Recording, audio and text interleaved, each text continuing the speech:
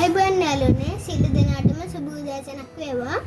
අද මම කියන්න යන්නේ කතන්දරයක්. ඒ තමයි බුදු ධර්මයේ පොතේ තියෙන 12 වෙනි පාඩම. ඒක තමයි අපූරු මිටිදාන. ඔන්න එක දවසක් මුවෙකුයි ඉබ්බෙකුයි කැරළුකුයි හිටියා. එයාලා ජීවත් වුණේ විලක් ළඟ. ඉතින් එයාලා හිටපු කැලේම නපුරු වැද්දෙකුත් හිටියා. එයා ජීවත් වුණේ දඩමස් කාලා. ඉතින් අර වැද්දා කැලේට යනකොට එයා දැක්ක මුවෙක්ගේ අඩි සලකුණු. ඉතින් එයාට මුව මස් කන්න හිතිලා එයා උගලක් කැටෙව්වා. ඉතින් ඔන්න රෑ වෙලා මුව කැලේ යද්දී ඒ උගලට අහු වුණා.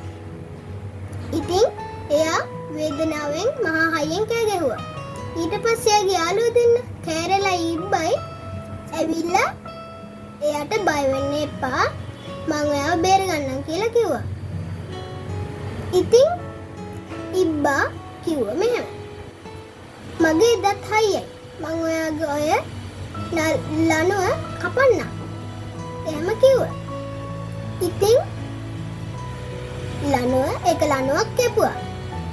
එතකොට අර කෑරලා වැද්දා එනවාද කියලා බලන්න එයා ඉන්න ගේට ගියා.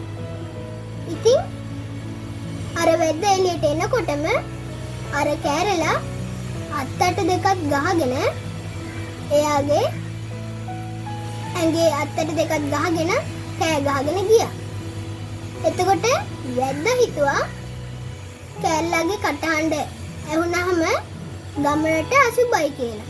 ඉතින් එයා තව ටික වෙලාවකින් ගෙදර පිටිපස්සෙන් යද්දී ඒ කෑරලා ඇවිල්ලා අත්තට දෙකක් ගහගෙන කෑ ගහගෙන ගියා. එතකොට එයා කේන්තියෙන් ගේ ඇතුළට ගිහිල්ලා නිදාගත්තා.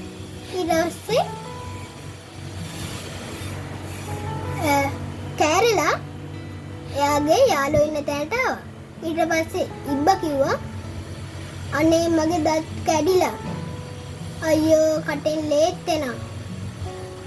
මම මේක කියන්න මට හරිම අමාරුයි කියලා ඉබ්බා කිව්වා. ඉතින් අර මුවා එක ලඩුවයිනේ තියෙන්නේ. එයා හයියෙන් දුවගෙන ගිහිල්ලා ලණුව කඩාගත්තා. කෑරලා අර වැද්ද එනවා වගේ දැක්කා. එතකොට ඒ පැත්තට කෑරලා ගියා. කෑරලා කිව්වා බය වෙන්න එපා. ඔයා හිමින් එන්න. මුවා ඇවිල්ලා ඔයා බේරගනි කියලා. ඉතින් වැද්ද ඇවිල්ලා ඉබ්බව අරගත්තා. ඊට පස්සේ තව ටික වෙලාවකින් මුවා කැලේ ඉද්දී දැක්කා වැද්දව.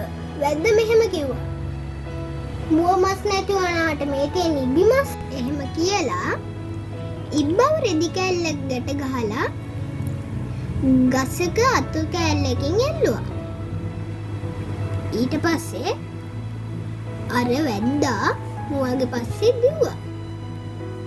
ඊට පස්සේ මුවා කැලේ ඇස්සට ගිහිල්ලා අර වැද්දව අතරමං කරා. ඊට පස්සේ මුවා ඇවිල්ලා අර ඉබ්බව බේරගත්තා. මෙන්න මෙහෙමයි බේරගත්තේ එයා.